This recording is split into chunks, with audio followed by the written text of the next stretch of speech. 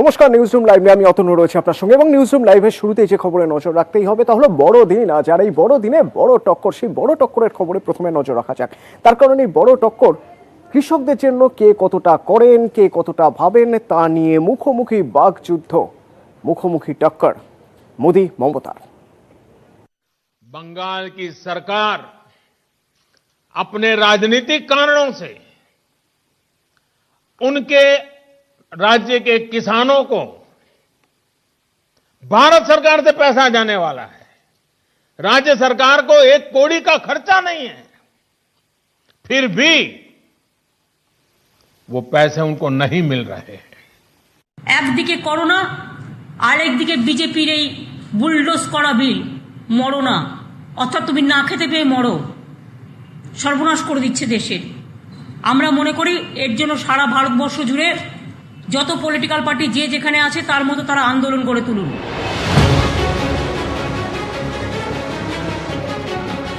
শুক্রবার নরেন্দ্র মোদীর ভার্চুয়াল ভাষণ, নিশানায় তৃণমূল সরকার। मुझे आज इस बात का अफसोस भी है कि पूरे हिंदुस्तान के किसानों को इस योजना का लाभ मिल रहा है। सभी विचारधारा की सरकारें इससे जुड़ी हैं। एकमात्र पश्चिम बंगाल सरकार, वहां के 70 लाख से अधिक किसान इस योजना के वो लाभ नहीं ले पा रहे हैं। कई किसानों ने भारत सरकार को सीधी चिट्ठी लिखी हुई है, उसको भी वो मान्यता नहीं देते हैं। कितने लाखों किसानों ने लाभ लेने के लिए, योजना के लिए अर्जी की, ऑनलाइन आवेदन कर चुके हैं, लेकिन वहां की राज्य सरकार उसको भी अटका करके बैठ गई है। पश्चिम बंगाल की सरकार भी देखिए, अपने राज्य में 70 लाख किसानों को इतना धन मिले, हजारों करोड़ रुपया मिले, वो देने में उनको राजनीति आड़े आती है। जो लोग के साथ वो बंगाल में लड़ाई लड़ते हैं, यहां आकर के उनसे गुपचुप करते हैं। क्या देश की जनता इस खेल को नहीं जानती है? मैंने पूर्व में भी और कल भी पत्र लिखकर पश्चिम बंगाल की मुख्यमंत्री ममता बनर्जी जी को आग्रह किया है कि वो इस स्कीम को जल्दी ज्वाइन करें, जिससे कि पश्चिम बंगाल के किसानों को इसका लाभ मिल सके। মোদীকে পাল্টা জবাব দিয়েছেন মমতা, বিবৃতি দিয়ে দাবি করেছেন অর্ধসত্য কথা বলে এবং ঘটনাকে বিকৃত করে মানুষকে বিভ্রান্ত করার চেষ্টা করছেন নরেন্দ্র মোদী। কৃষকদের সমস্যার সমাধান না করে টিভিতে লোক দেখানো উদ্বেগ প্রকাশ করছেন। কৃষকদের স্বার্থ সুরক্ষিত করতে সব সময়ই আমরা তৎপর। আমি নিজে ব্যক্তিগতভাবে দুবার চিঠি লিখেছি। দুদিন আগে সংশ্লিষ্ট মন্ত্রীর সঙ্গে কথাও বলেছি, কিন্তু সহযোগিতা পাইনি। উল্টে রাজনৈতিক ফায়দা তুলতে অপপ্রচার চালানো হচ্ছে। এখানেই থামেননি মমতা বন্দ্যোপাধ্যায়, লিখেছেন, বাস্তবটা হলো পশ্চিমবঙ্গ সরকারের জন্য কেন্দ্রীয় সরকার কিছুই করেনি। এখনো কেন্দ্রের থেকে রাজ্যের বকেয়া পাওনা 85,000 কোটি টাকা। আমাদের এবং রাজ্যের গায়ে যারা কালি লাগাতে চাইছেন তাদের রাজ্যবাসী যোগ্য জবাব দেবেন। পর্যবেক্ষকদের একাংশের মতে এই হাই ভোল্টেজ চর্চা থেকে স্পষ্ট 21-এর ভোটে কৃষি বড় ইস্যু। নিউজ 18 বাংলা। এই ডিসেম্বরে শুধু শীতে নয়, কৃষক আন্দোলনেও কাঁপছে দিল্লি। আর এর জন্য বিরোধীদেরই নিশানা করলেন প্রধানমন্ত্রী। পাল্টা সরব বিরোধীরা।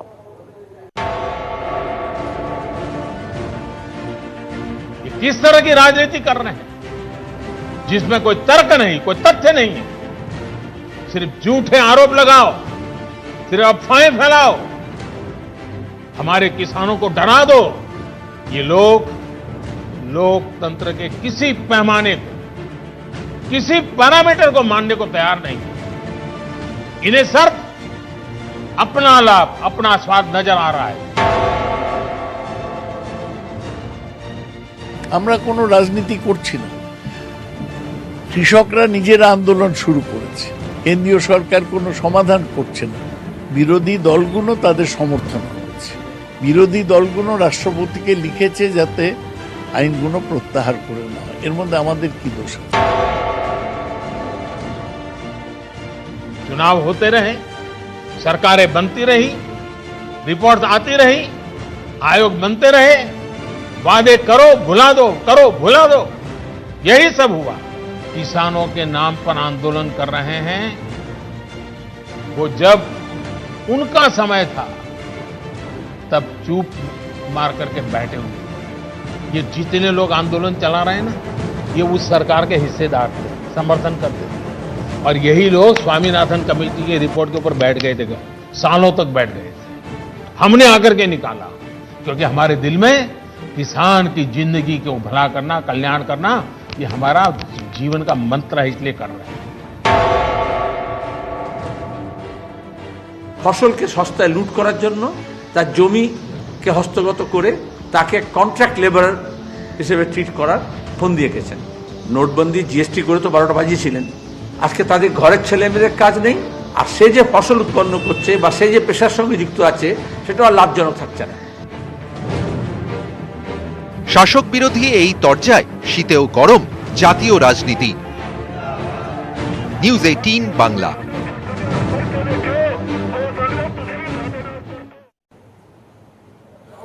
একসঙ্গে 9 কোটি কৃষককে বার্তা দিলেন নরেন্দ্র মোদী যে নতুন কৃষি আইন যদি কার্যকর করা হয় তাহলে সেই নতুন কৃষি আইন কৃষকদের ভালোর জন্যই হবে। এরই পাশাপাশি বিরোধীদের বিঁধলেন, বামেদের বিঁধলেন, পাল্টা বামেরাও সুর চড়ালো।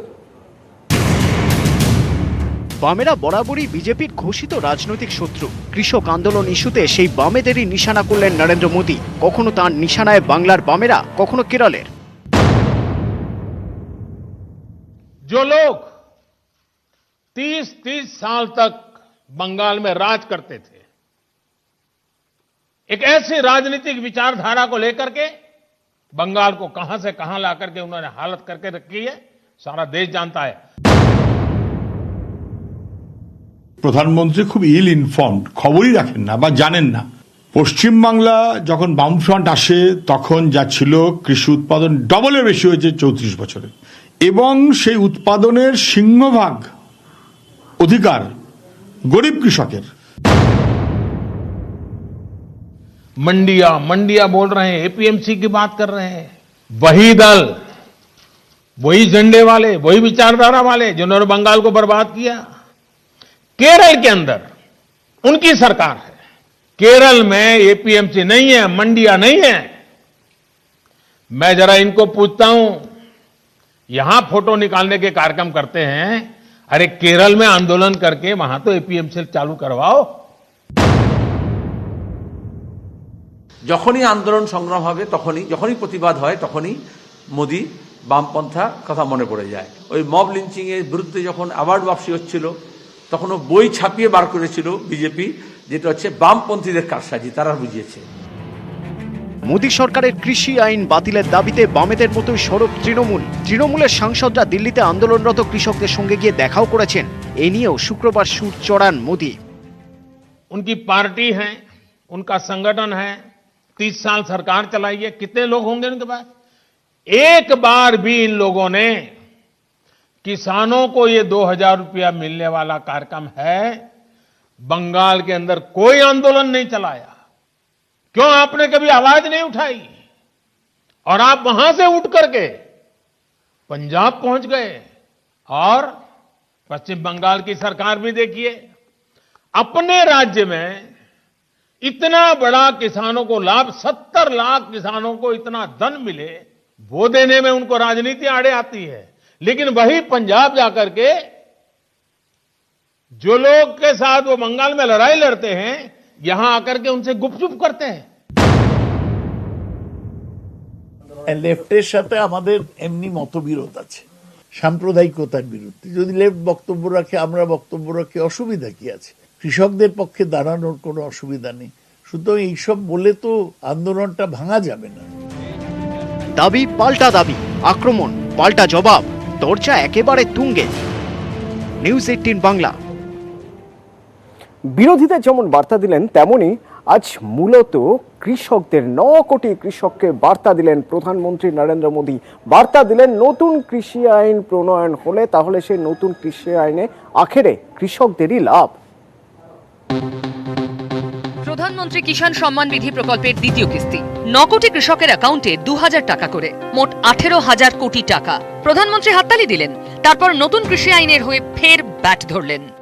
स्वामीनाथन कमेटी की रिपोर्ट के अनुसार लागत का 1.5 गुना एमएसपी किसानों को दिया। এগুলো হচ্ছে আইওয়াস 2000-4000 কৃষকরা কি ভিকিরি।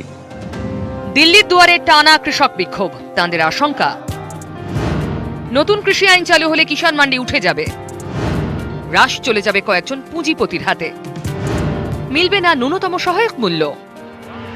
এইসব আশঙ্কাই এদিন দূর করার চেষ্টা করেন প্রধানমন্ত্রী। आपको जहां सही दाम मिले आप वहां पर उपज बेच सकते हैं। आप मंडी में अपनी उपज बेचना चाहते हैं, आप बेच सकते हैं। आप अपनी उपज का निर्यात करना चाहते हैं, आप निर्यात कर सकते हैं। आप उसे व्यापारी को बेचना चाहते हैं, आप बेच सकते हैं। এখন সরকার মনে করেছিল যে আমার সংখ্যা আছে, গায়ের জোর আছে, আমি যা খুশি তাই করে নেব। সরকার এটা বুঝতে পারেনি যে এত বড় আন্দোলন দানা বাঁধবে, তাই সরকার এখন বড় গর্তে পড়ে গেছে, সেই গর্ত থেকে বেরোতে পারছে না। এখন সরকারকে নানা বাহানা করতে হচ্ছে। जहां तक एमएसपी का सवाल है, हाल के दिनों में सरकार ने बहुत सी फसलों का न्यूनतम समर्थन मूल्य भी बढ़ा दिया है। बढ़े हुए न्यूनतम समर्थन मूल्य एमएसपी पर सरकार ने किसानों की उपज की रिकॉर्ड स्तर पर खरीदी की है, और वो भी नए कानून बनने के बाद। कुछ राज्यों में ये कानून, ये प्रावधान कई सालों से हैं, पंजाब में भी है। वहां तो प्राइवेट कंपनियां एग्रीमेंट करके खेती कर रही है। क्या आप जानते हैं, पहले के कानूनों में समझौता तोड़ने पर किसानों पर पेनल्टी लगती थी, लेकिन हमारी सरकार ने ये सुधार किया और ये सुनिश्चित किया कि मेरे किसान भाइयों पर पेनल्टी या किसी तरह का जुर्माना नहीं लगेगा। চুক্তি চাষ চালু করা হচ্ছে, মানে কৃষক ফসল বপন করার আগে, মোনার আগেই ঠিক হয়ে যাবে দাম কি। এখন যদি কেউ পুঁজিপতি এই এগ্রিমেন্টটা করে নেয়, তারপর যদি বাজারে ফসলের দাম বেড়ে যায়, কৃষক সেই সুবিধা পাবে না। আর 3 হচ্ছে এসেনশিয়াল কমোডিটিস বিল, যা নিয়ন্ত্রণ ছিল কৃষি এবং উৎপন্ন দ্রব্যের উপর, সেই নিয়ন্ত্রণ পুরোপুরি চলে যাবে। আমরা কেন এই আইনগুলো মানব? প্রধানমন্ত্রী বারবার বোঝাচ্ছেন, বিরোধীরাও পাল্টা সুর চড়াচ্ছে। আইন বাতিলের দাবিতে কৃষকরা আন্দোলনে অনড়। জট কাটবে কবে, মিলছে না উত্তর। নিউজ 18 বাংলা। एक साथ खाना बना के तो देखिए, एक बार खुशी के आंसू रो के तो देखिए। SRMB TMT, घर से हो जीत की शुरुआत। 2011 জিতেও আমার একটাই কাজ বাকি ছিল, সেটা সিঙ্গুরের কাজটা, যেহেতু আদালতে পেন্ডিং ছিল। আজকে সেটাও হয়ে গেল। I am so happy. আমি এখন শান্তিতে মরতেও পারি। 2016 শীর্ষ আদালতের রায়ের পর যেন অনেকটাই সম্পূর্ণ হয়েছিল সিঙ্গুর বৃত্ত। প্রতিশ্রুতি মেনে জমি ফিরিয়ে দিয়েছেন মমতা বন্দ্যোপাধ্যায়। 4 বছর পর ভোটের মুখে আবার খুলল সিঙ্গুর চ্যাপ্টার। সিঙ্গুরে আমরা একটা অ্যাগ্রো ইন্ডাস্ট্রিয়াল পার্ক তৈরি করছি।